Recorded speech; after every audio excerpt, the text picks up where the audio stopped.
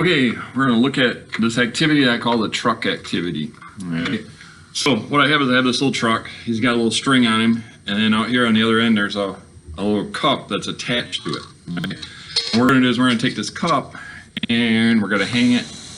You'll notice over here we're going to hang it over the edge.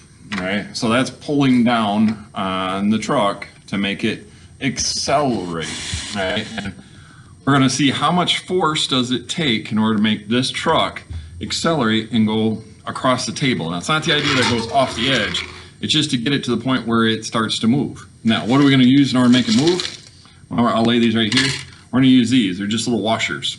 All right? So what we're going to do is we're going to take one of these washers and we're going to drop it into the cup. And we'll see if it's enough force to make her move.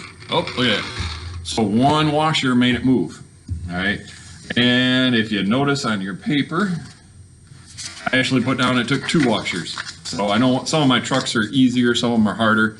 So I wanted to show you what it was going to do. All right, so you're going to use the data that's listed on there if you're doing this at home. So you're going to use 2 washers that make it go. All right, well now the next part to this is it says let's make it a weighted truck. All right, so we got to put some weight to this truck. Well, here's my weight. I got a brick. So we're going to set a brick on top of this truck. All right, now what we'd have to do is we're going to take these washers and we would drop these washers in here going and seeing how much force does it take to get that truck to get going. So there's already 3 washers, and then we can add some more, 4 and 5 and 6 and 7. Right? And according to my things on the paper, it's going to take 35 washers to finally get this truck to start rolling across the floor, right, or across the table. So, and this is on a flat surface. Okay. All right, so now let's change this. So let me take my washers out of here. Those back here. So now empty again. Now we're going to do an incline. This would be part number 2. We're going to accelerate the toy truck going across a low inclined surface. So we're going to use a 3 centimeter incline, which is a good use for an old biology book. So now if you notice, now what we got is now we got to pull this truck up this hill. All right. What we want to find out is what kind of force does it take in order to get this truck to roll up the hill. All right. So we do the same idea, take the washers and we drop the washers inside the cup. So there's 1, there's 2, there's 3, and we'd have to add, and according to the direction or the answer thing that was on there, is it's going to take 10 washers in order to finally get that truck to go up this hill. Okay. So it's taking, and I want you to compare this later to how much force did it take to get the truck to go across the flat surface. Okay. All right, so that was the empty truck. All right. Now what it is, now we're going to add the weight. So get rid of that string. So now we're going to put the weight on top of this guy and get him to stay. We might have to kind of hold him a little bit. I'll hold him behind here so it doesn't roll off the back edge. Now what we'd have to do is add washers to it again. All right, so we add some more washers. There's 4, 5, 6. And then we're going to add some more. 7, 8. All right, and we keep adding washers until we get enough washers to finally get it to go up the hill. And if you notice in the lab activity online, I said it's going to take 67 washers before that truck will finally start to roll up the hill. Okay, so that was by adding weight to the top of it. All right, so I'll take this off and we're going to empty the cup out, because now we're going to go to our 3rd scenario. So my cup's empty now. Put that over the edge. Now we got to make this a higher incline. This was a low incline because it was only considered 3 centimeters. That's what the book is equal to. Now we're going to go to 6 centimeters, which means I'm going to take another old book, put this underneath here. And notice now my incline is even more. I consider this to be, according to the thing, a high incline, a sloping table. Now we're going to do the same idea. We're just going to add washers to this and see how many washers does it take to finally get the empty truck to go up the hill. All right, and we can add washers, and according to the thing, it's going to take 25 washers to finally get that truck to go up the hill. Okay, then we're going to add the brick to it. So we add the brick to this guy. I'm going to put my finger back there so he doesn't roll backwards.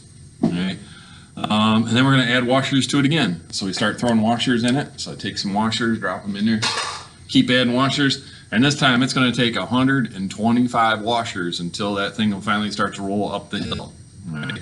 So it's increased my number of washers. All right. So those are my 3 scenarios. We had a flat surface on the table going this way, Then we had one book. All right, so I had one book that was a 3 centimeter incline. Then we had my high incline, which was 6 centimeters. All right, well, now we go to the next set of questions on this. Number 4, now you're going to maintain the motion of the toy truck, okay, and across a high incline. So we're going to keep this incline, the 6 centimeter high incline, okay, using a mass of some washers as your force to cause it to accelerate. But also you're going to give the toy truck a small push to get it rolling.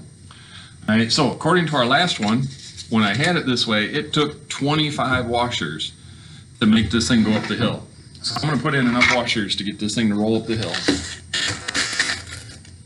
All right, so let's do that. I'm going to hang this off the edge. All right, right now I got 2 in there. So here's 3, 4, 5, 6, 7, 8, 9, 10, 11, 12, 13. Oh, there it goes. It actually moved with 13, but we are going to go with what I wrote down in there, which was 25. Okay, but it took 13. So what I'm going to do is I'm going to pull out some, because now what I want to do is I want to look at, let's take one out. This 13 makes it start. So will 12 make it start up the hill? Nope, 12 by itself doesn't make it go. But if I give it a little push, will it keep going? Yep, it keeps going all by itself if I give it a little push to get it started. Okay. So 13, it takes 13 to get it started to go up the hill. But how many does it take to keep it rolling once it's rolling? Is it 13?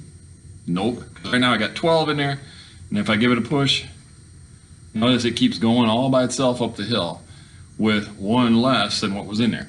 Okay. So now what I want you to do is I want you to use the answers that I have on there, which happens to be 22 washers. Okay. I know on here we ended up with 12 and 13. It's just each one of my trucks works a little bit differently, and I put down some data and it came from a different truck. So, all right. Then there's 3 questions you got to answer at the bottom. It says, what happens to the amount of force needed to make the empty toy truck accelerate on the flat surface? Okay, so on the flat surface, according to this,